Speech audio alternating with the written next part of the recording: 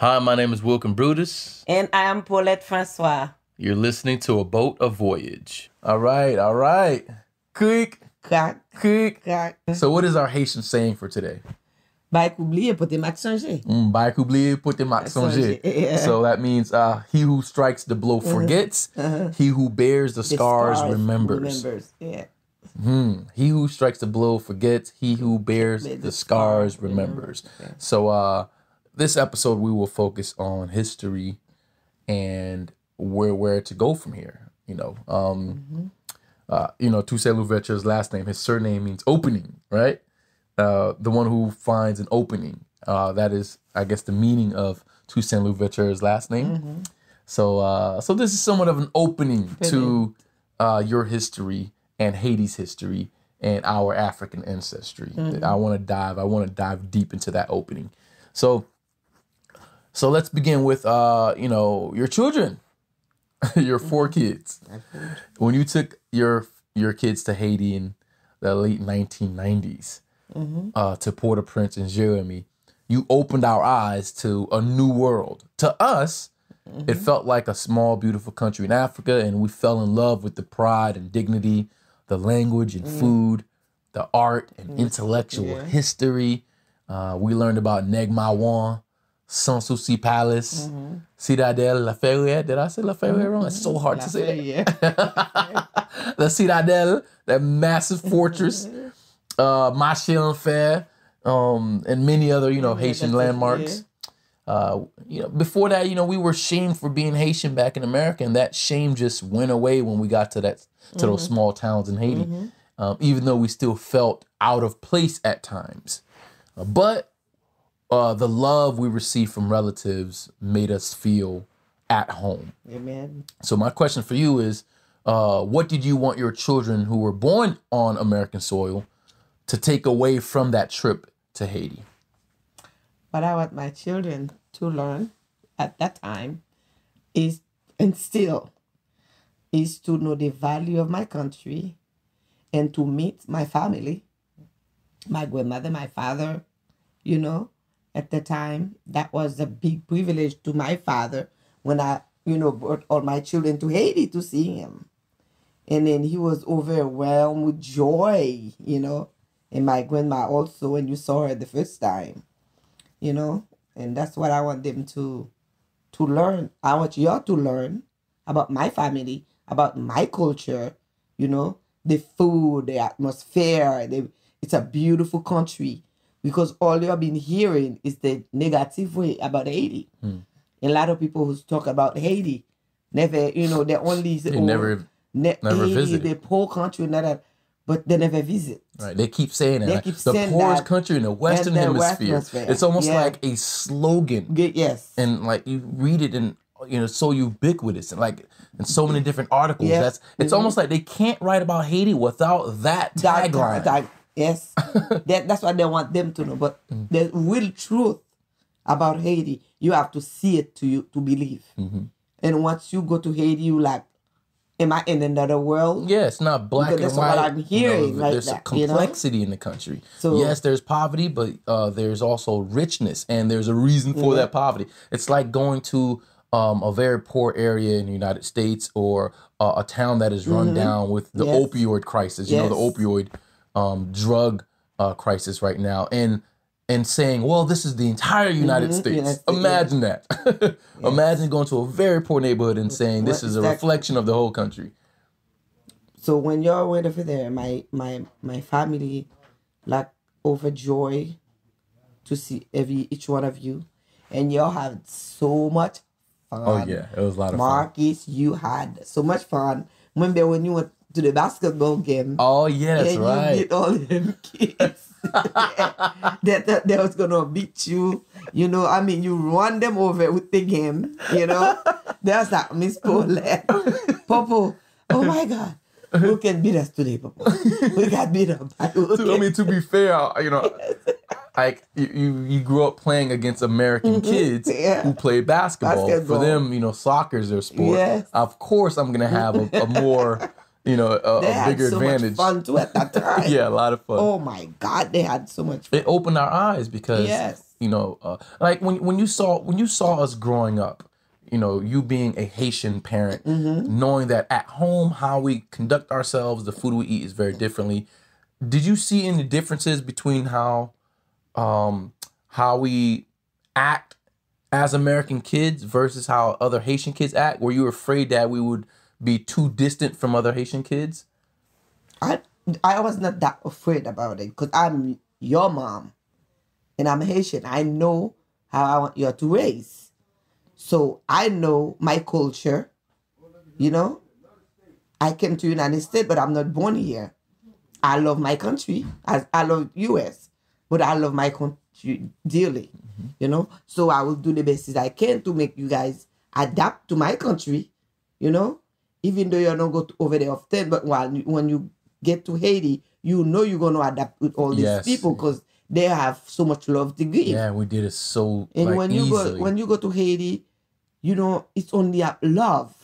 People show you greatly respect and appreciation. There's a wonderful filmmaker named Raoul Peck.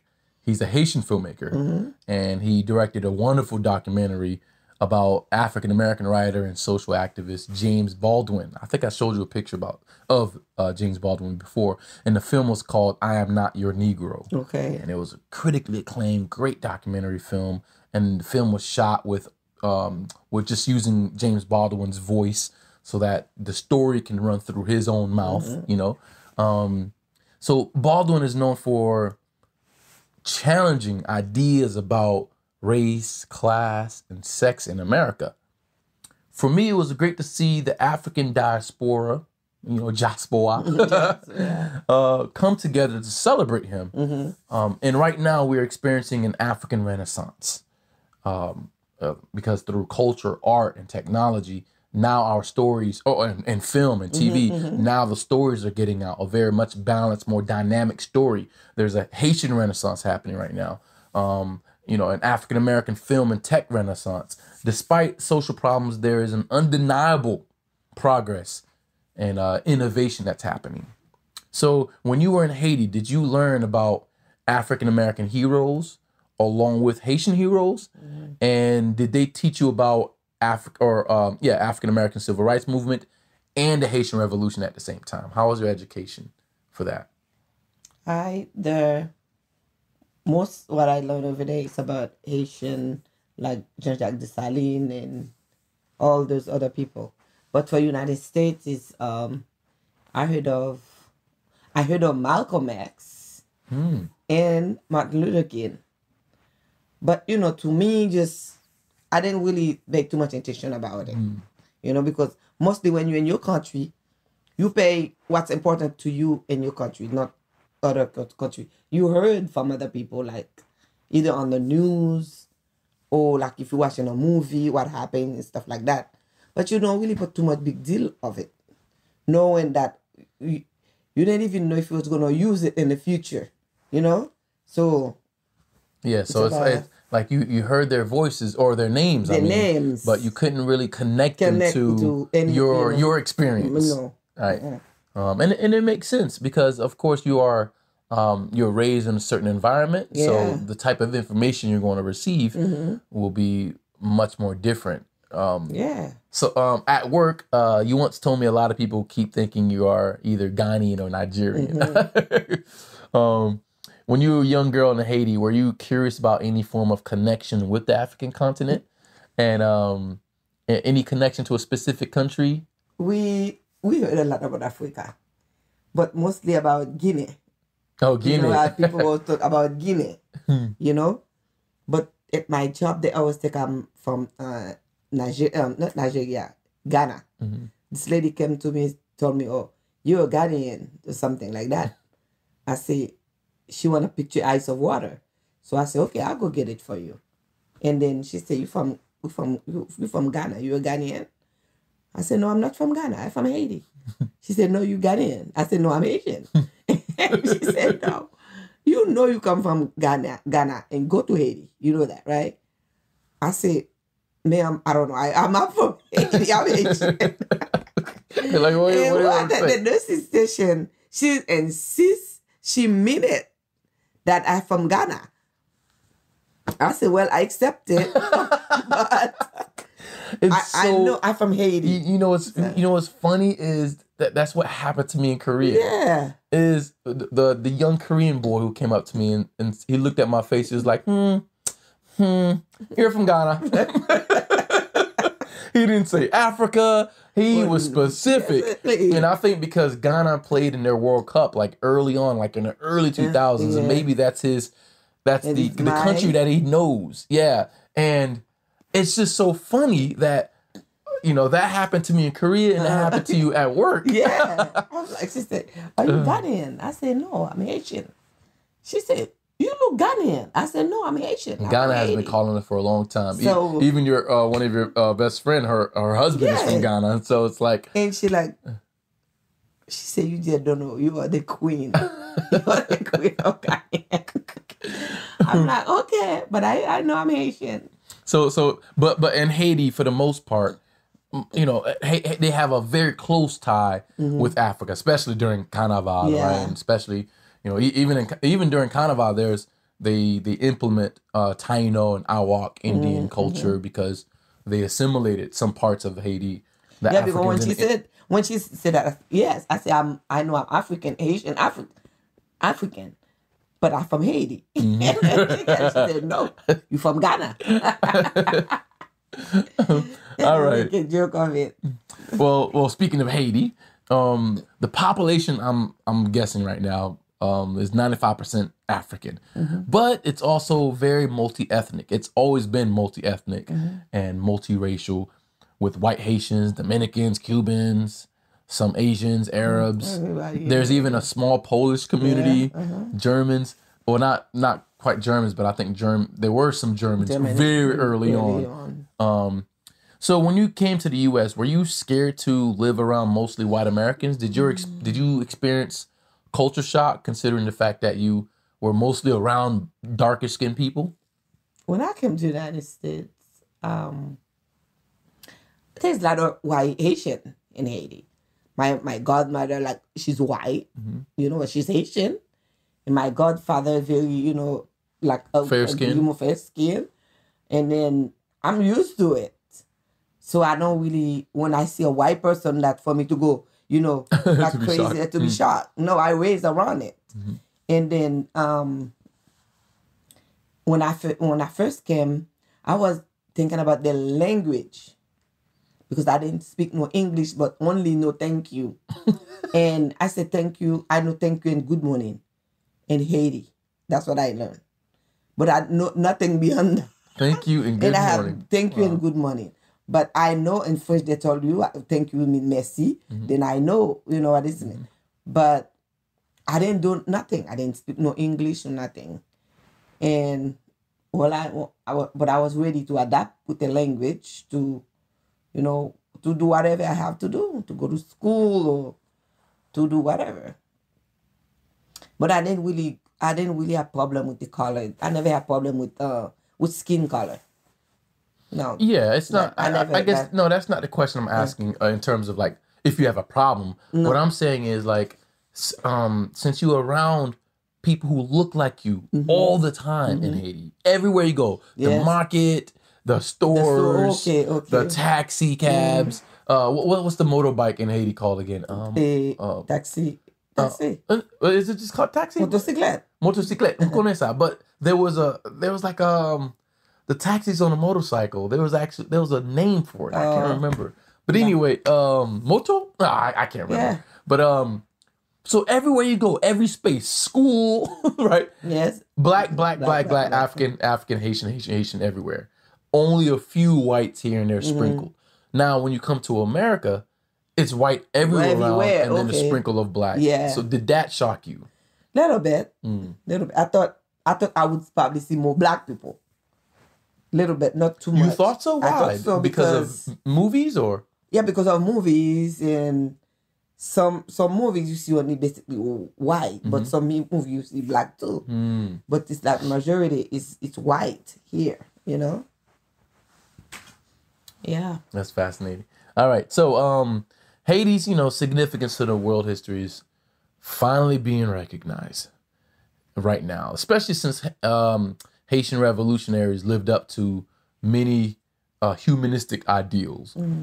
Haiti supported Simon Bolivar, which explains Haiti's great relationship with Venezuela and recognition in the history of of other Latin American countries. But Mom, did you know Haiti helped Greece for its independence against the Ottoman Empire, which is now Turkey? Did you know that? Unbelievable. Like, I think they sent like sugar for them to sell in order to get weapons, but the small country of Haiti, I'll have Greece. Greece of all places, that's insane. It was also the first country in the world to recognize Greek independence. So that's also just you can't write a better story than that. A country that fought for its freedom, gained its freedom, and Greek. We all know, Western civilization, like the United States, loved the history of of Greece, and for Haiti to be the first one in the world, the first country in the world to recognize the independence of Greece. That's just amazing. Really amazing. But what hurt me sometimes, what hurt me the most, is like Haitian people, they love helping other culture. That's for generation. They love helping other people. When you come any Haitian that you come from elsewhere, you need help, they are willing to help you. But back in the days, those warriors, those generation, the old generation, kind of more, I'm not saying more wise, but they was working more for generation to come. Instead of the people now, they're only working for themselves. They're only working for the pocket. But the old generation, they was working for the new generation to come. They was working for the people in Haiti. They was working for Haiti, to make it better and stuff. But right now, the new people that in office, I would say, most of them that were only working for themselves. For themselves. For their name only. Not for us, not for the generation, that's for themselves. For themselves. All right. And another thing I wanted to mention was that Haiti naturalized the Polish and the Haitian Constitution since the Polish fought alongside Haitians. So Haitians, they repay once you do right by them, they do right by you. Yes. The people of Haiti always showed humanity and protected human rights everywhere and remained proudly Afrocentric. We're doing so. That history inspired me to take a DNA test. Remember earlier in the episode, I said we were going to do that. Yeah. Or I already did. I'm just going to reveal the answers. I always wanted to explore our multi-ethnic background. Okay, so here they are. You ready for them? I'm ready. All right, let's read it together. You ready to explore it? Yeah. All right. So it says...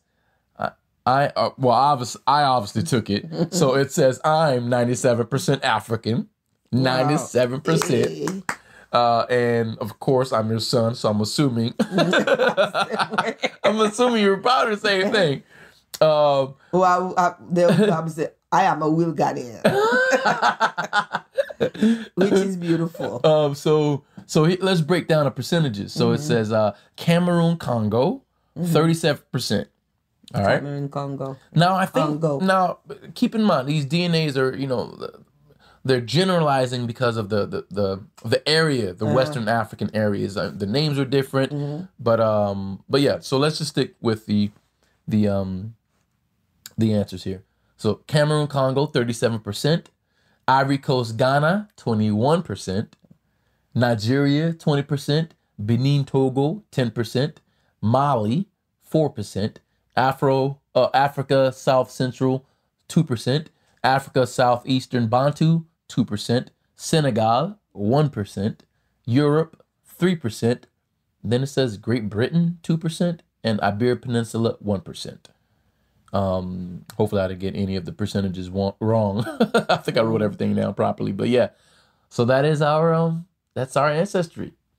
Multi-ethnic, like I said. 37% Cameroon, Congo, 21%. What are your thoughts about these results? It's amazing. It's amazing. When you Oh my God. obviously as I'm Haitian, so shy. obviously as Haitian, most Haitians know they come from the continent, but they don't know which Where? country. And even more surprisingly, they don't know that their bloodline is of It's like many 99 different yes, countries, yes. many different, like, we don't just come from a specific country in Africa.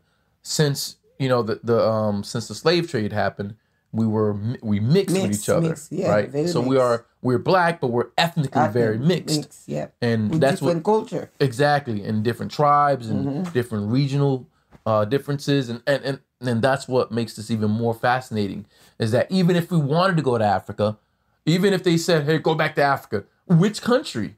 And where am I supposed to go? Like, you know, which country is just gonna accept us like that? So, well, we're close to the end now. I have 2 more questions. Okay. You were strict but forgiving immigrant who focused on education. That I remember. But also allowed us to explore different cultures. And you forced us to see the humanity in people, but maintain our convictions at the same time. And that helped us so much. And I thank you. I thank you so much. My pleasure. And we all thank you, all of your kids, for everything you've done for us. You also gave up, you know, you also gave us such a strong work ethic. For decades, you sent remittances. You know, you sent money back home. For decades. You built your own home in Haiti. You invested so much time and money to legally bring your mother and and a few of your siblings to the States. You've done so much. Is there anything left that you want to do in life? What I want to do in life? Now I want to continue my education. I have I have a goal that I need to accomplish for myself now. It's about me now. So I want to go back to school to finish my own education. That's awesome. And what I was gonna say? Any specific major? Do you want to go to college or? I want to go to college. I'm thinking about it. I either go finish nursing. I might go for RN or the hairstylist or something. Yeah, well, you've been talking about the hairstylist for quite a long time. I mean, you have a daughter who's doing... That's my goal. Your daughter's doing amazing. Jessica is killing the game right now. I'm telling you. All right, so remember Boukman prayer? The Boukman prayer? Remember during the Haitian Revolution, the Boy Kaima, the voodoo ceremony that happened before the Haitian Revolution, they had a prayer called Boukman prayer. And it talked about the God in us and how we should take our own destiny. I thought that prayer was, you know, a very fascinating prayer about tapping into the God in us. To know who you are. To know who you are and don't accept other gods and just follow the spirituality that guides your culture, guides your people. But one thing, if you don't, you have to love within you in order to love somebody else. You have to have it in you. So that way when you're giving within you. Not because you want to show somebody that you're doing something. You do it with all the love you have in your heart. And you're supposed to do the right thing because it's the right thing to do. Not because you're going to do something so you can get something back from somebody. To me, that is trade, not giving. So when you give because you feel happy about what you do for the person, because the person is happy. And that makes you happy. So when I give to someone, I give or I help someone because it's going to make that person happy. And I feel good about myself that I did something right. But not because I want anything in return. Right. So that make me feel good. Yes. You know? And you know, and that's the way to continue connecting with strangers and people in your own community is having the dignity and I guess the ability to not be selfish when it comes to helping people out. You know, Haiti could definitely use some help, but there's also a lot of beauty in Haiti. Here's the thing with Haiti. We understand the complexity and the dynamics that exist in the country itself. What we have a problem is marketing solutions, marketing the reason why we're poor, and marketing the beauty of Haiti. And Haiti full of fortune. Full of, I mean, right, marketing the natural richness of the country itself. So, you know, when average people who live outside of the country don't acknowledge that after the revolution, Haiti was forced to pay France billions of dollars, right? Billions of dollars. It was then economically and politically isolated. It was hit with economic embargoes. You know what embargoes are? Embargoes are like, you know, a legal ability to stop trade between countries, right? You know, Western-sponsored dictatorships. We already talked about Duvalier. You know, these guys were sponsored. They were supported. They took over. And remember, we talked about brain drain, where a lot of our doctors and lawyers left. Of course, there's still a lot of doctors and lawyers and whatnot in Haiti. I'm not saying they all left, but a lot of talent left the country, which further exacerbated the instability. And then the U.S. manipulated the tariffs. You know, with Clinton's, with the rice. They exploited, you know, infrastructure, land, gold. Because when they go to Haiti, they act like, oh, I'm here to help you. You know, I'm here to make your country better. Da, da, da. But all the good thing that you have in your country, they know where the resource is. And you don't have the technology to find how to, you know, to get the resource. But you think they're coming to help you. No, they come to get what's what they want. What they want. Yeah, they want to make a profit. It's not really about you. Right. They use you to get what they want. Meanwhile, they stifle Haitian innovation. You know, they make you against your own brothers and sisters. They make you blind. And of course, there's like leadership in Haiti that needs to be fixed, but it's hard to fix that leadership when, you know, when we talk about these outside forces at play. Sometimes people would say, well, Haitians need to get themselves together. Of course, every country has their political leadership problems. The question is about measurement. At what point does changing the tariffs on rice, the trading of rice, affect certain neighborhoods to the point where it's almost, you almost can't fix it? It's that bad. It's that egregious. The crime is so egregious, so deep, that there's generational effects. So you just can't say, oh, they came and then they left, as if, you know, it's going to take a long time for us to clean this mess up. Is they take it from you, but they use it against you. It's like, you take something from me. You take what's my own. You take it from me. But you blame me for it at the same time. At the same time. That's what they did. You rob me from something. You blame me for it. Or you get it from me and you want to sell it back to me. That's what happened. And raise the price up. And raise the price up. Knowing that you have no political support anywhere. Cuba had Russia, for example. Haiti. You know, Haiti was literally no other country to help them support. Isolated. Extremely isolated. And Haiti did so good for so many countries. Instead of that, they turn it against you to make you feel like you're worthless. But they're the one worthless because you're the one who helped them. But if you don't use your common sense to say, honey, I'm not worthless. I help you.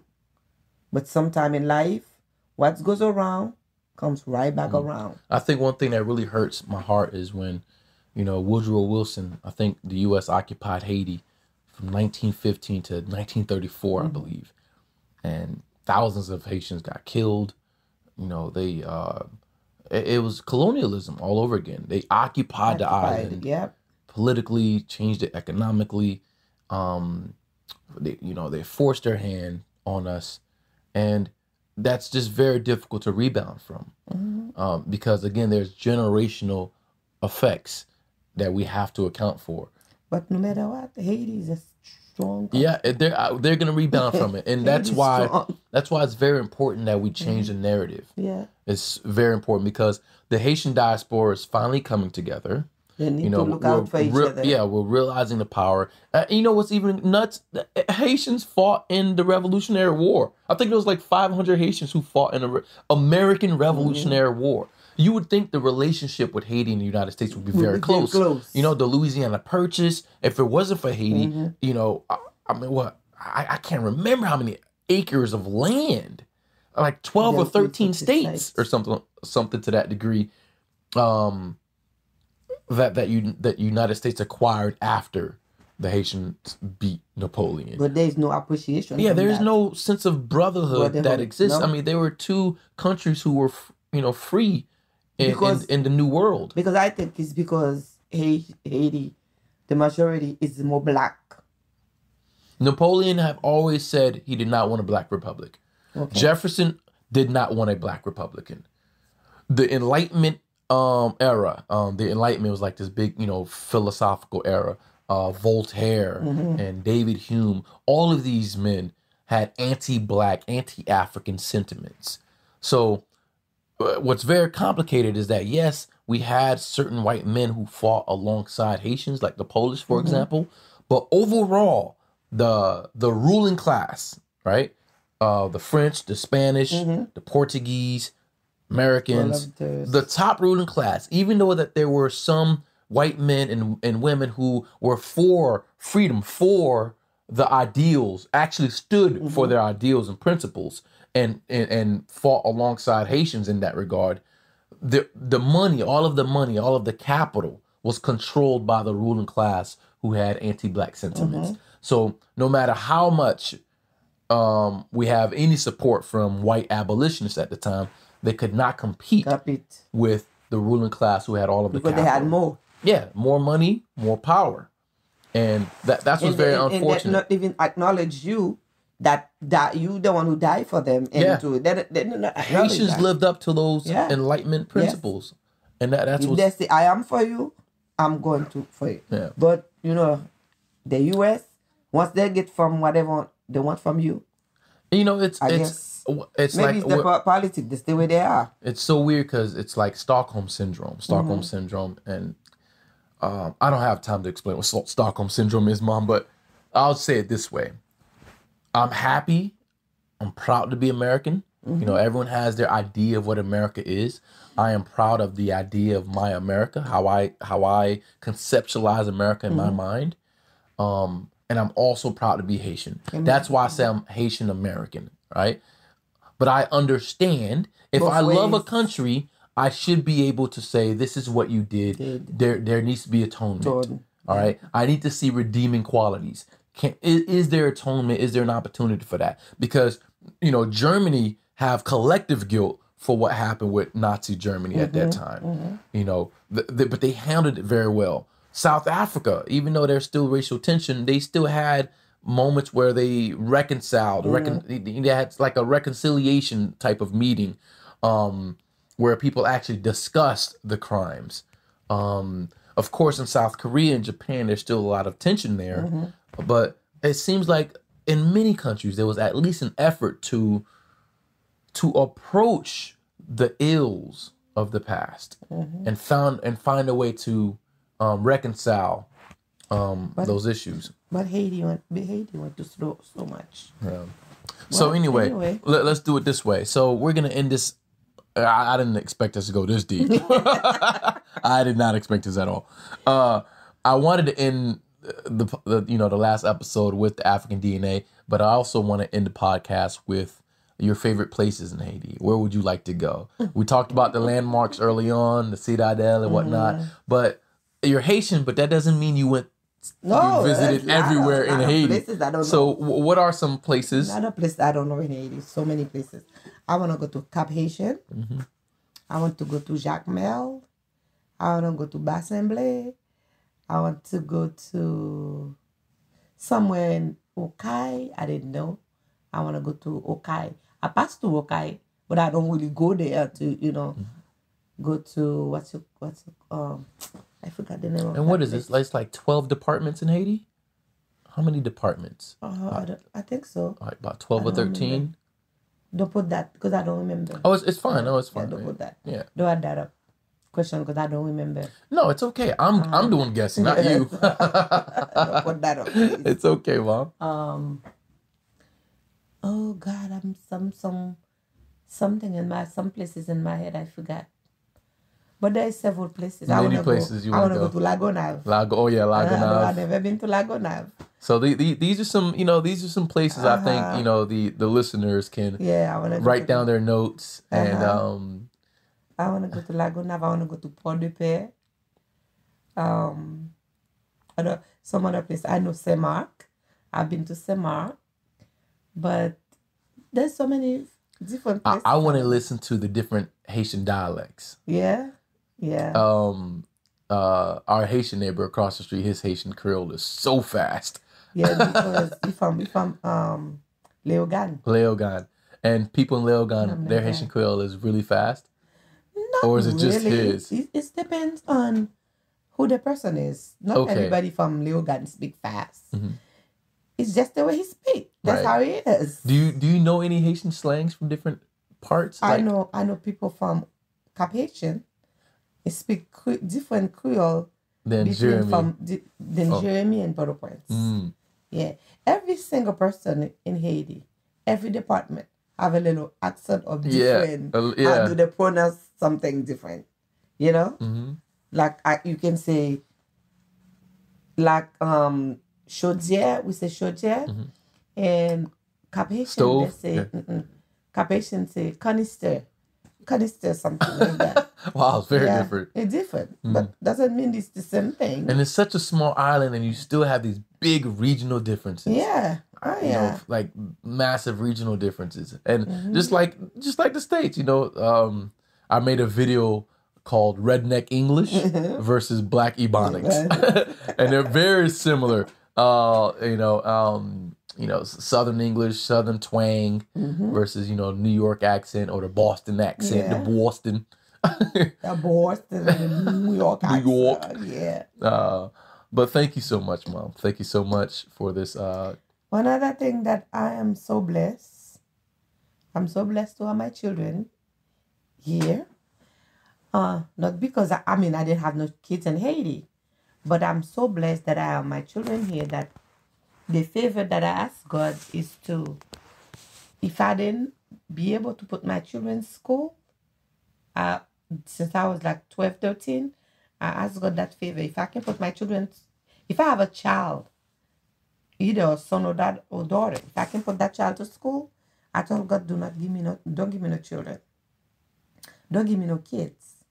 But if you see there is a possibility for me to put my child to school, to get a good education, then you can give me just a child. Instead of one, God give me 4. Man, amazing. 2 girls, 2 boys. You fell out first. Yes. And then I'm blessed they'll be able to have a good education, to finish school, and for me to do to have all this success. God bless me with so much. But you have to go to bed late, wake up early to be able to be successful in life. You don't just sit there, wait for it to give to you. You have to be able to give your sweat for it. And you as a parent, as a mother, you have to work hard for your child or your children to be able to become successful themselves. And then you have to be able to support them. It can be good, it could be bad. You have to be able to play your role as a family, as a mom, as a dad, or even you're a single parent. I'm a single mother. And God bless me through prayer. I have all this to God. God give them to me. And I always say to God, I'm not the mother, I'm the babysitter. I'm babysitting for God. I try to make the best as I can with the work I'm doing. And I'm blessed to have 4 beautiful children. And I thank God for it, for all of you, each one of you. And I love each one of you. I will not change in you for the world. Nothing. No gold, no diamond.